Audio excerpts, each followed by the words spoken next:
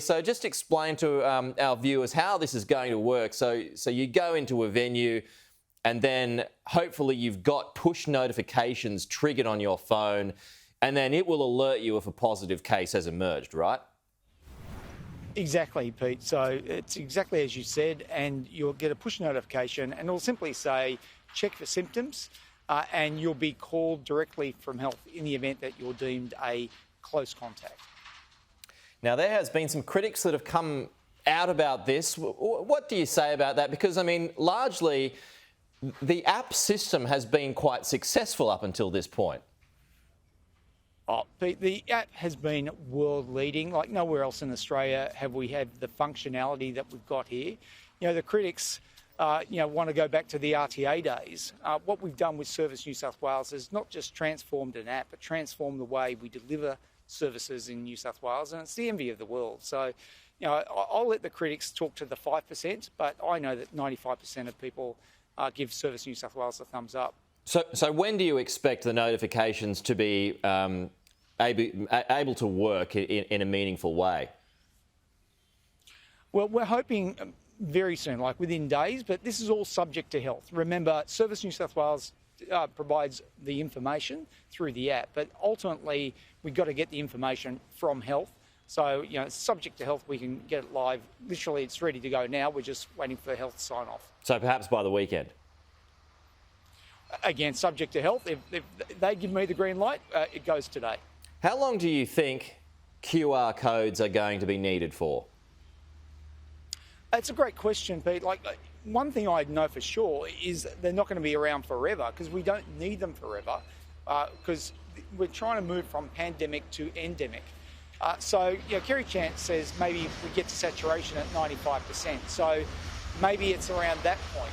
But, there's going to be some settings such as nursing homes, high-risk settings where you probably need them. But in low-risk settings, I don't think it's the right thing to do to have these systems in place forever. We do not want to be living with QR codes. As much as I'm a big advocate, we brought them into Australia via New South Wales, but there comes a point where we've got to say enough's enough. Yeah. We're in a safer position, and that's it. You're going to need the QR codes, though, to keep track of the places that you've been, right, to get those notifications that we were earlier talking about.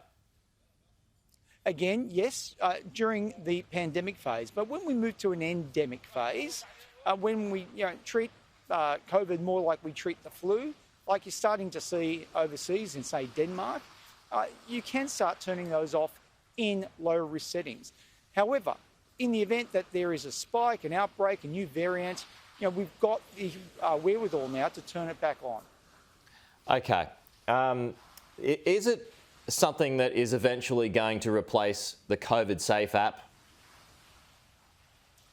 Oh, well, look, I think the COVID Safe app, the federal government, I don't want to criticise the federal government because I actually encourage governments to do things that are new, that are bold, and they did that with the COVID Safe app. It didn't get much traction, but what we did with the Service New South Wales app is pretty much a de facto form of the app, and every other state and territory has followed lead. Well, why was yours successful and the COVID Safe app such a dud?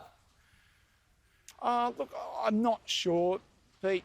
Look, I know that through the Service New South Wales app, it was easy, it was intuitive to use. People had control because it was in the palm of their hand. It wasn't silent, just in the background. Look, there are a whole lot of design features, perhaps. All I know is that it has been successful, and I just want to thank the people of New South Wales for embracing the app in droves, like over 6 million people, and using it, to keep us safe and to keep us open. So it's a great win for the people of New South Wales.